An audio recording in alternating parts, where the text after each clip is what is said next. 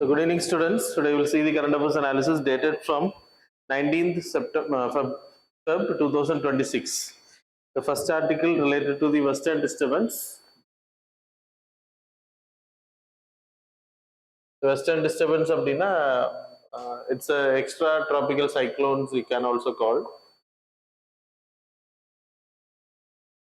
Actually, இந்தியாவுக்கு மேல winter seasonல there will be freezing because there is a jet stream comes above. அப்புறம் அது ஹிமாலயஸ்ல பட்டு பைஃபர்கேட்டடா there is a shift of ITCZ. So southern ITCZ shift ஆகும். So traffic of Capricorn மேலே இப்போ இருக்கக்கூடிய time. அப்போ என்ன ஆகும் அப்படின்னா there is a shift of all pressure belts. அப்போ இன்டர்ட்ராபிக்கல் கன்வர்ஜென்ஸ் ஜோன் ஷிஃப்ட் ஆகுது அப்படின்னா அதுக்கு மேலே போகக்கூடிய ஜெட் ஸ்ட்ரீம்ஸும் வந்து ஷிஃப்ட் ஆகும், கீழே வரும். ஸோ சம்மர் சீசனில் it will go here. Tibetan plateau அந்த பக்கம் போகும். It's coming. So jet stream வந்து ஆனால் பூமியை தொடாது. It's upper tropospheric upper atmospheric circulation. So இந்த சர்க்குலேஷன்ஸ் வந்து கண்டினியூஸ் ஃப்ளோயிங் இருக்கும். மேலே இருந்து கிட்டத்தட்ட 6 to 7 kilometers it will be there. அப்படின்னா டாப்ல இருந்து. ஸோ வென் இட் கம்ஸ் இது மெடிட்டரேனியன் சீயை கிராஸ் பண்ணும்போது, so map no map okay. So இப்போ Mediterranean sea, black sea, Caspian sea. So இந்த சீஸுக்கு மேலே there will be rise of convections. So எப்பவுமே நடந்துட்டே இருக்கும். ஸோ அதனால கிளவுட்ஸ் ஃபார்மேஷன்ஸ் இங்கே நடக்கும். ஸோ இந்த ஜெட் ஸ்ட்ரீம் வந்து இப்படி வர்றதுனால என்ன பண்ணோம் அப்படின்னா இங்கே இருக்கக்கூடிய கிளவுட்ஸ் அண்ட் மாய்ஸ்டர் எடுத்துட்டு கேரி பண்ணிட்டு இங்கே வரும். இங்கே வரும்போது the Himalayas will block it. So block பண்ணும்போது த கிளவுட்ஸ் வில் இல்லைன்னா இங்கேயே வந்து கிளவுட்ஸ் ஃபார்மேஷன் நடக்கும் பிகாஸ் ஆஃப் ஓரோகிராஃபிக் எஃபெக்ட்ஸ். அப்படின்றப்போ it will give huge rainfall in this area. சில டைம்ல ரொம்ப அதிகமா இருக்கும், மைல்டா தான் இருக்கும். நார்மல் டைம்ல sudden rainfall will occur because of this western. So that's it is called as western disturbance பேரு. இந்தியால it can be also called as Mahawat, local name. So it will bring winter சீசன்ல உங்களுக்கு dry season. Western northern India, Tamil Nadu போன்ற இடத்துல மட்டும்தான் உங்களுக்கு rainfall இருக்கும் because of north east monsoon winds. Tamil Nadu, Andhra Pradesh, அப்புறம் ஒடிசா. ஸோ மற்ற இடங்கள்ல அந்தமான் நிக்கோபார்லயும் உங்களுக்கு ரெயின்ஃபால் இருக்கும், மற்ற இடங்கள்ல ரெயின்ஃபால் இருக்காது. அப்படின்றப்போ இங்க வந்து ராபி கல்டிவேஷன் பண்ணக்கூடிய சீசன். அப்போ இந்த ராபி கல்டிவேஷனுக்கு அது ரொம்ப ஹெல்ப் பண்ணும். It will bring moisture to the rabi cultivation. Punjab, Haryana, Rajasthan, அப்புறம் வெஸ்டர்ன் யூபி ஏரியா, இங்கே எல்லாமே வந்து ரெயின்ஃபால் கிரியேட் பண்ணும். So that's a condition. அப்புறம் it will reduce the icing effect. இப்போ விண்டர் வந்து உங்களுக்கு ரொம்ப சில்லுன்னு இருக்கும், அந்த கிளைமேட்டை மாற்றும். ப்ளஸ் ஏர் பொல்யூஷன்ஸ், டெல்லி உங்களுக்கு ஸ்மோக் வந்து அதிகமாக இருக்கும், அதையும் வந்து இது மாற்றும். லைக் அன்வான்ட் கார்பன் மெட்டீரியல்ஸ் மேலே நிற்குது, பொல்யூஷன்ஸ் நிற்குன்னா எல்லாத்தையும் டவுன் கீழே செட்டில் பண்ணும். That will helpful. அப்புறம் ஹிமாலயன் ஏரியாஸ்ல வந்து வாட்டர் ஸ்டோரேஜுக்கு இது பயன்படும். இந்த தண்ணி வந்து ஏன்னா அடுத்து சவுத் வெஸ்ட் மான்சூன் வரும்போது தான் யூ வில் கெட் ரெயின்ஃபால். அது ரீசார்ஜ் ஆகும். ஸ்னோஃபாலுக்கும் இது ஹெல்ப் பண்ணும். ஸ்னோஃபால் இன்க்ரீஸ் பண்றது ஹெல்ப் பண்ணும். இந்த Himalayan area, that is in Ladakh, அது கீழப்பட்ட area, Jammu and Kashmir area, not in Delhi, Haryana it will brings rainfall. அப்புறம் it will gives the temperate horticulture, that is apple, இதெல்லாமே ஃப்ளவரிங், அது ஃப்ரூட்ஸா மாறுறது ஹெல்ப் பண்ணும் இந்த மழை பெய்யறதுனால. ஸோ அதனால உத்தரகாண்ட், ஹிமாச்சல் பிரதேஷ் ஏரியாஸ்ல ஹார்டிகல்ச்சர் கல்டிவேஷன்ஸ் வந்து ரொம்ப பிரபலமா இருக்கும். So that's about the articles. The next article இப்போ வெஸ்டர்ன் டிஸ்டர்பன்ஸ் நடந்திருக்கு, that's why it came in news. சரியா? The next article related to the FRA acts, forest rights act. இந்த ஃபாரஸ்ட் ரைட்ஸ் ஆக்ட்ல Odisha government they formed a committee that is called as forest rights cells அப்படின்னு பேரு. அது வந்து அமைச்சிருக்காங்க முன்னாடி, அதை இப்போ ஸ்டாப் பண்ணியிருக்காங்க. ஃபாரஸ்ட் ரைட் செல்ஸ் அப்படின்னா ஃபாரஸ்ட் ரைட் ஆக்ட் எங்கெல்லாம் கரெக்டாக இம்ப்ளிமெண்ட் பண்ணப்படலையோ ப்ராப்ளம் இருக்கக்கூடிய ஏரியாஸ்ல அந்த கிரிவன்சஸை கொண்டு போய் மக்கள் வந்து குறைய தீர்த்துக்கலாம். அதுதான் forest right cells under the ஜார்த்தி அப ஜன்ஜாத்தியா கிராமி Gram Utkarsh Abhiyan. Show the PDF. Okay, so இந்த பிடிஎஃப்ல இருக்க வேர்டு தான் அது. ஒடிஷாவோட லோக்கல் ஸ்கீம் அதை இம்ப்ளிமெண்ட் பண்றதுக்காக இதை லான்ச் பண்ணியிருக்காங்க 2024. Now it was stop. Scheme stop பண்ணப்படலை, அதுல உருவாக்கப்பட்ட ஃபாரஸ்ட் செல்ஸ். ஸோ உங்களுக்கு இம்பார்ட்டன்ட் இதுல ஃபாரஸ்ட் ரைட் ஆக்ட்னா என்னன்னு வேணும். Forest right act it was okay. So forest right act it was introduced in the year 2006. The other name of the Forest Right Act is Scheduled Tribes and Other Traditional Forest Dwellers Forest Right Act. 2006 la it was introduced, given statutory rights. Forest rights அப்படின்னா the objective என்ன அப்படின்னா ஃபாரஸ்ட்ல யாரெல்லாம் தங்கலாம், யாரெல்லாம் forest right ஆக்ட்ல benefit அடைவாங்க அப்படின்றது இந்த ஆக்ட்ல mention பண்ண. the objective to give settlements, that is livelihood for the settlers, அப்புறம் and for food security for the people who are settling, அவங்களுக்கான டெவலிங் ரைட்ஸை கொடுக்கறது, ஓனர்ஷிப் ரைட்ஸ். அப்புறம் அங்கே விவசாயம் பண்றதுக்கும் அவங்களுக்கு சாப்பாடுக்கான விஷயங்களை பண்றதுக்கும் ரைட்ஸை கொடுக்கறது அந்த ஃபாரஸ்ட் ரைட் ஆக்ட். ஸோ இதுல ஹேவிங் ஃபாரஸ்ட் டெவலர்ஸ் செட்டில் பண்ணி இருக்கிறவங்க, தட் இஸ் டைட்டில் ரைட்ஸ்னு பேரு. 3 தலைமுறை 75 இயர்ஸா அவங்க வந்து அங்க இருக்கணும். காலங்காலமா அங்க இருக்கவங்க இருப்பாங்க. அதர் ட்ரெடிஷ்னல் ஃபாரஸ்ட் டெவலர்ஸ் அப்படின்றப்போ at least they need to stay 75 years. அவங்க வந்து அங்க ஸ்டே பண்ணி இருக்கணும். So they will get the ownership right also. Ownership ரைட்ஸ்னா லேண்ட் கொடுப்பாங்க, not above 75 4 hectare. 4 ஹெக்டேருக்கு மேல கிடையாது, அதுக்குள்ளாடி அவங்க வந்து விவசாயம் பண்ணிக்கலாம். So that's about this thing. அப்புறம் யூசேஜ் ரைட்ஸ் இருக்கு. யூசேஜ் ரைட்ஸ்னா அந்த ஃபாரஸ்ட், இந்த லேண்டை வந்து ஃபாரஸ்ட்டை வந்து அவங்க பயன்படுத்திக்க முடியும். அதுக்கு பிறகு they can minor forest produce, forest ப்ரொடியூஸை வந்து அவங்க வந்து கலெக்ட் பண்ண முடியும். தட் இஸ் மரங்கள், டிம்பர் ஆக்டிவிட்டிஸ், ஹனி கலெக்ஷன்ஸ், அப்புறம் கிரேசிங். கிரேசிங்ன்றது புல்லுகளை வெட்டுறது. ஸோ அந்த மாதிரி ஆக்டிவிட்டிஸும் அவங்க பண்ண முடியும். அப்புறம் ஃபாரஸ்ட் மேனேஜ்மெண்ட் ஆல்சோ. அப்படின்னா ஃபாரஸ்ட்டை வந்து அதிகப்படுத்துறதுக்கும் இவங்க இல்லாமல் நம்ம பண்ண முடியாது. Tribal peoples were used to conserve the forest also. So அதுக்கும் அவங்களுக்கு வந்து ரைட்ஸ் இருக்கு. விதைகள் நடுறதுக்கு, மரங்களை பாதுகாக்கிறதுக்கான ரைட்ஸ். ஸோ இந்த ரைட்ஸை யாரு கொடுக்குறாங்க அப்படின்னா the first initiator is Gram Sabha. யாரு ஃபாரஸ்ட் ரைட்ஸ் ஆக்ட்ல வரணும் அப்படின்றத டிசைட் பண்ணக்கூடிய அத்தாரிட்டி கிராம் சபா. கிராம சபா இனிஷியேட் பண்ணதுக்கு பிறகு it will go to the sub divisional committee. அவங்க வந்து கிராம சபா கொடுத்த ரிப்போர்ட்டை வந்து அந்த யாரெல்லாம் வருவாங்கன்னு சொன்னதை எவாலுவேட் பண்ணுவாங்க. அதுக்கப்புறம் it will go to the district committee. So they will give the approval. Final rights வந்து டிஸ்ட்ரிக்ட் கமிட்டி, கலெக்டர்ஸ் அவங்க கையில் இருக்கும். காக்கா committee, there is a committee famous for tribal rights, Kaka committee. It was pronounced as Kaka.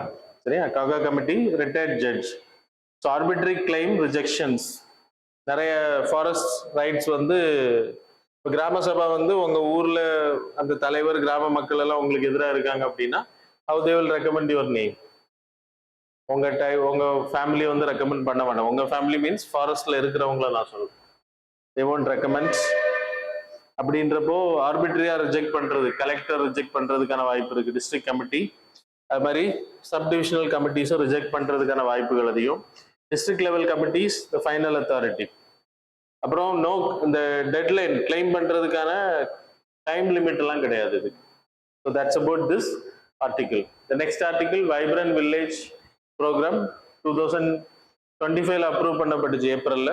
Now it was introduce பண்ண இருக்காங்க. 2026 இருந்து 2028-29 வரைக்கும் நடைமுறையில் இருக்கு. Vibrant village programme 1 It's a centrally sponsored scheme. It was introduced China border villages. 1954 villages, that is mainly China border இருக்கக்கூடிய villages. அப்படின்னா Ladakh, Sikkim, UP, அப்புறம் பூட்டான் பக்கத்தில் இருக்கக்கூடிய சிக்கிம், அப்புறம் நார்த் ஈஸ்டர்ன் ஸ்டேட்ஸ்ல அருணாச்சல் பிரதேஷ், இந்த மாதிரி ஸ்டேட்ஸ் அதோட பார்டரில் இருக்கக்கூடிய வில்லேஜஸ் வந்து டெவலப் பண்றது, ரோடு கனெக்டிவிட்டி, எஜுகேஷன், அப்புறம் வாட்டர் ஃபெசிலிட்டிஸ், அந்த பீப்புள் அங்கே தங்குறதுக்காக. இப்போ சைனாவோட ப்ராஜெக்ட் என்ன அப்படின்னா, தட் இஸ் அ நம்ம இன்டர்நேஷனல் ரிலேஷன்ல we study, that is a salami slicing strategy, salami slicing ஸ்ட்ராட்டஜின்னு பேரு. சலாமி ஸ்லைசிங் ஸ்ட்ராட்டஜி அப்படின்னா அவங்க வந்து பார்டர் ஏரியாவில் வந்து செட்டில் ஆவாங்க ஃபர்ஸ்ட், அதுக்கப்புறம் கொஞ்ச நாள் கழிச்சு கொஞ்சம் முன்னாடி வருவாங்க, அதுக்கப்புறம் பார்டரை கிராஸ் பண்ணி ரொம்ப உள்ள வருவாங்க, இப்படி அதை கேப்சர் பண்ணிடுவாங்க. அதான் அவங்களோட சலாமி ஸ்லைசிங் ஸ்ட்ராட்டஜி. இது காரணம் என்னன்னா, இந்த ஏரியா வந்து காலியா இருக்கு, நம்ம ஏரியாஸ் எல்லாமே பீப்புள் செட்டில்மெண்ட், அங்கே வந்து இன்ஃப்ராஸ்ட்ரக்சர் இல்லை அப்படின்னா யாரும் தங்குறது இல்லை. ஸோ பார்டர் வில்லேஜஸ் ஏரியாஸை டெவலப் பண்ணா people will settle there in peacefully. அப்போ they will act as an eyes and ears of the arm guards. Security கார்ட்ஸுக்கு வந்து இன்ஃபர்மேஷன் கொடுப்பாங்க, இன்டெலிஜென்ஸ், லோக்கல் இன்டெலிஜென்ஸ் வந்து கிடைக்கும். ஸோ அதுக்காக தான் இது உருவாக்கப்பட்டிருக்கு. So it's a success. 2022 இருந்து 2026 வரைக்கும் இது பண்ணி இப்போ சக்ஸஸ் ஆயிருக்கு. அதனால இப்போ என்ன பண்றாங்கன்னா phase 2 லான்ச் பண்றாங்க. It's a central sector scheme. முதல்ல it's a centrally sponsored scheme. Now it is 100% funded by the central government. அப்போ 17 ஸ்டேட்ஸ் இதுல கொண்டு வராங்க. Pakistan, Nepal, Bhutan, China, Bangladesh, Myanmar. China பார்டர்ல எந்தெந்த வில்லேஜஸ் கவர் பண்ணப்படலையோ அதெல்லாம் இந்த ஸ்கீம்ல வரும். அதுக்கு education, same infrastructure, road connectivity, electricity connectivity, television connectivity, அப்புறம் டெலிகாம் கனெக்டிவிட்டி. ஸோ அதன் மூலமா வந்து அந்த ஏரியாஸ் வந்து டெவலப் பண்ண முடியும், அப்போ பீப்புள் செட்டில்மெண்ட்ஸ் பண்ண முடியும் அப்படின்றது கவர்மெண்ட் நினைக்கிறாங்க. So that's about the article. Next article related to the DGCA. So Director General of Civil Aviation proposal, அந்த ஃப்ளைட்ஸ்ல எல்லாம் ரொம்ப ப்ராப்ளம் பண்றவங்களே வந்து 30 days வந்து அவங்களுக்கு பேனிங்கை வந்து உறுதிப்படுத்துறதுக்காக நோ ஃப்ளை லிஸ்ட்ல போடாம பேனிங் பண்றது 30 days. அவங்க ரூடா நடந்துக்கிறாங்க அப்படின்ற பட்சத்தில் அவங்களுக்கு வந்து பேனிங் இருக்கு. ஸோ டிஜிசிஏ வந்து இப்போ ஒரு அமெண்ட்மெண்ட் ப்ரப்போஸ் பண்றாங்க. ஸோ டிஜிசிஏ 133A ரூல்ல வந்து சேஞ்சஸ் கொண்டு வர 1937 ஏர்கிராஃப்ட் ஆக்ட்ல. So that is not important. இது நியூஸ். நீங்க படிக்க வேண்டிய டிஜிசிஏ பத்தி படிக்கணும். டிஜிசிஏ வந்து 1978 it was created. It's a regulatory body like RBI. ஃபினான்ஸுக்கு வந்து ஆர்பிஐ ரெகுலேட்டர் இருக்கிற மாதிரி DGCA is a regulator for air traffic in India. So pilot licensing கொடுக்கறது, அது மாதிரி ஃப்ளைட்ஸை வந்து அப்ரூவல் கொடுக்கறது, இது எல்லாமே அவங்க தான், அவங்க பெர்மிஷன் எல்லாம். So it is under the ministry of civil aviation. 2020 ஆக்ட்ல it was given statutory rights. அதுக்கு முன்னாடி it's a executive order. So it's not a statutory, non statutory body. Now it is a statutory rights. Licensing, air regulation, air safety. இப்போ ஏதாச்சும் accident நடந்துச்சுன்னா இவங்க தான் போய் investigate பண்ணுவாங்க. அந்த பிளாக் பாக்ஸ் எடுக்கிறதெல்லாம் இவங்க தான் பண்ணுவாங்க. அதுக்கு பிறகு if the matter is serious then they will handle the matter to the CBI or any investigating agency. So that's about the thing. DGCA பத்தி படிச்சுக்கோங்க. 1978 it was created. It's a regulatory body. So அப்புறம் airport authority of இந்தியான்னு ஒன்று இருக்கு. அது infrastructure development, infrastructure அதிகப்படுத்துறதுக்காக. So that's about the articles. Now we will move on to the MCQs. Question number 1. With reference to the AI-based Bharat Vista initiative, consider the following statements. Statement number 1, it enables the farmers to access real-time mandi prices and crop advisory through AI-driven helpline. Statement number 2, the platform is implemented by NITI Aayog in collaboration with the private agri-tech startups. Which of the statements given above is correct? Options are A, only 1, B, only 2, C, both, D, 3 only. Question number 2, with reference to recently announced India AI Mission 2.0, consider the following statements regarding the compute capacity expansion. Statement number 1, the mission aims to add 20,000 additional graphics processing unit to National Common Compute Cluster. Statement number 2, the entire procurement and development of these GPUs is mandated to be completed by 2030. Statement number 3, upon completion of this phase, the total national compute capacity is projected to cross 38,000 GPUs. How many of these statements given above are correct? Options are A, only one, B, only two, C, all the three, D, none of the above. Question number 3, consider the following statements regarding the islands located within, okay, so located within the near Strait of Hormuz. Wait. Strait of Hormuz. Statement number 1, Hormuz Island is a sovereign territory of Oman. Qasim Island belongs to Iran. Third one, the islands Abu Musa, Greater Tunum and Lesser Tunum are currently administered by Iran but claimed by UAE. Options பார்த்து answer பண்ணிக்கோங்க. Question number 4, Eat Right India movement. Consider the following statements. Statement number 1, it's a central sector scheme offering financial subsidies to restaurants for upgrading hygiene standards. Statement number 2, it is aligned with the National Health Policy 2017. Statement number 3, it includes certifications, initiatives like Eat Right Campus and Eat Right Station. So which of the statements given above are correct? Answer பார்த்து பண்ணுங்க. So fifth question, which of the following statements are correct? Not correct regarding both platform. Statement number 1, the options are it allows AI developers to download the entire repository of patients' health records to train the models offline. Train the models offline. Then B, it stands for benchmarking open data platform for health AI. C option, it functions as a technical validation layer to test AI models for bias and performance before they are deployed. D option, it is developed by National Health Authority in collaboration with the IIT. So that's all. Now we will see the answers for the previous. Question number 1 answer is D. Question number 2 answer is C. Question number 3 answer is A. Question number 4 answer is B. Question number 5 answer is B. So that's all about the current affairs and MCQ. Thanks for joining with us.